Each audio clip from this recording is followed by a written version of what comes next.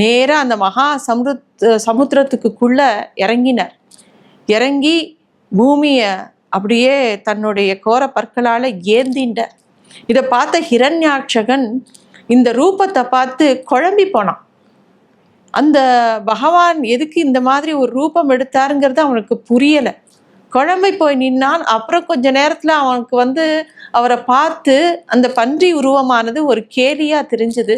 சிரிக்க ஆரம்பித்தான். பெருமாள் எப்படி வராக ரூபமாக இருக்கார், எப்படி யாகத்திலிருந்து வெளியில் வந்த மாதிரி அப்படி தேஜஸ்வியாக இருந்தார். வேதத்தை ஏந்தி திரும்பவும் பூமாதேவி கையில் கொடுக்குற, பிரம்மா கையில் வேதத்தை கொடுக்குறார், பூமாதேவியை சமநிலையில் வைக்கிறார், எல்லாத்தையும் திரும்பி கொண்டு வந்தார். இந்த விஷயத்தை சுகபிரம்ம ரிஷி சொல்ல சொல்ல பரீட்சித்துக்கு முன்னாடி அந்த கதையே ஒரு காட்சியாக விரிஞ்சது. பரீட்சித்துக்கு இன்னும் 6 நாட்கள் தான் இருக்குது. அந்த கவலையோடு இருந்தான்.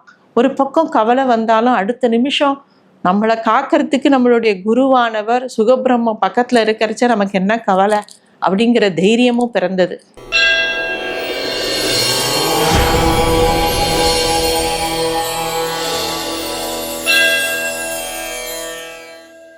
தெய்வ தமிழ் டிவி நேயர்களுக்கு வணக்கம்.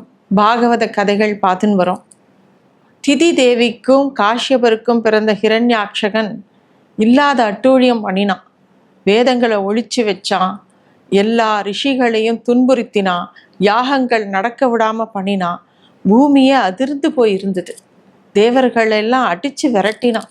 தேவர்கள்லாம் நேராக ஸ்ரீவைகுண்டத்துக்கு கிளம்பி போய் அங்கே போய் கதற ஆரம்பித்தான்.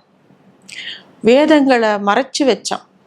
பூமி அந்த பாரம் தாங்காமல் நிற்கும்போது அதோட நடு மையத்துக்கு பூமியை ஓங்கி ஒரு விட்டான். பூமியானது மகா சமுத்திரத்துக்குள்ளே போய் மூழ்கி போச்சு. இது எல்லாம் போய் பார்க்கடல்ல சயனிச்சிருந்த பெருமாள் கிட்ட எல்லாரும் முறையிடுறா. பெருமாள் அப்படியே பார்த்துட்டே இருக்கார். பிரம்மாவை பார்க்குறார். அந்த பிரம்மமானது பிரம்மாவை ஆழ்ந்து பார்க்கும்போது பிரம்மாக்குள்ள இருந்த மூச்சு காற்று மெதுவாக மாறித்து. அவருக்குள்ள அந்த பிரம்மமானது சர்வ வியாபியாக உள்ளுக்குள்ள பெரிசா விஸ்வரூபம் எடுத்தது.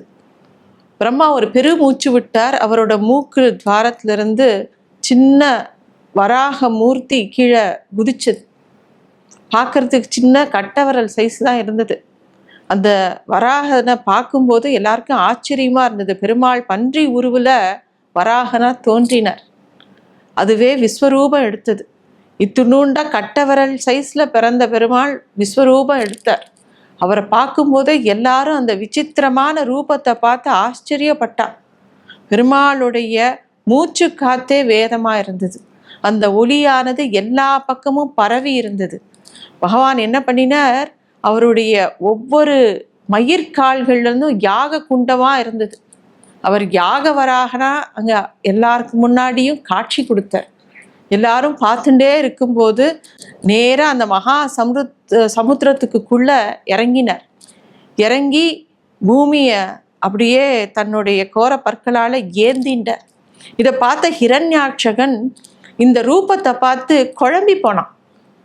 அந்த பகவான் எதுக்கு இந்த மாதிரி ஒரு ரூபம் எடுத்தாருங்கிறது அவனுக்கு புரியலை. குழம்பி போய் நின்னான். அப்புறம் கொஞ்ச நேரத்தில் அவனுக்கு அவரை பார்த்து அந்த பன்றி உருவமானது ஒரு கேலியாக தெரிஞ்சது. சிரிக்க ஆரம்பித்தான்.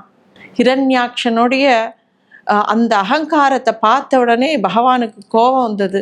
அவனை தன்னுடைய கதையினால் ஓங்கி ஒரு அடி வச்சார். அதுக்கப்புறமா 2 பேருக்குள்ள சண்டை பலமாக இருந்தது. அப்புறம் ஹிரண்யாட்சனை வதம் பண்ணினார். அங்கேருந்து பூமாதேவியை மீட்டுண்டு வேதத்தையும் மீட்டுண்டு பகவான் அந்த வராக ரூபமானது பூமாதேவியை ஏந்திட்டு வெளியில் அந்த மகா சமுத்திரத்துலேருந்து வெளியில் வந்தது. இந்த காட்சியை எல்லாரும் ஆச்சரியமாக பார்த்தா. எல்லாரும் பகவான் அந்த ரூபத்தில் பார்த்து வணங்கினான். ரொம்ப விசேஷமான ரூபம் அது. அதை சுகபிரம்ம ரிஷி சொல்ல சொல்ல பரீட்சித்து தியானம் பண்ணிகிட்டே இருந்தான். பெருமாள் எப்படி வராக ரூபமாக இருக்கார், எப்படி யாகத்திலிருந்து வெளியில் வந்த மாதிரி அப்படி தேஜஸ்வியாக இருந்தார். வேதத்தை ஏந்தி திரும்பவும் பூமாதேவி கையில் கொடுக்குற, பிரம்மா கையில் வேதத்தை கொடுக்குறார், பூமாதேவியை சமநிலையில் வைக்கிறார், எல்லாத்தையும் திரும்பி கொண்டு வந்தார். இந்த விஷயத்தை சுகபிரம்ம ரிஷி சொல்ல சொல்ல பரீட்சித்துக்கு முன்னாடி அந்த கதையே ஒரு காட்சியாக விரிஞ்சது. இந்த கதையை சொல்லிகிட்டே இருக்கும்போது சூரிய அஸ்தமனம் நிகழ்ந்தது. பரீட்சத்துக்கு இன்னும் 6 நாட்கள் தான் இருக்குது. அந்த கவலையோடு இருந்தான். ஒரு பக்கம் கவலை வந்தாலும் அடுத்த நிமிஷம் நம்மளை காக்கிறதுக்கு நம்மளுடைய குருவானவர் சுகபிரம்மம் பக்கத்தில் இருக்கிறச்ச நமக்கு என்ன கவலை அப்படிங்கிற தைரியமும் பிறந்தது.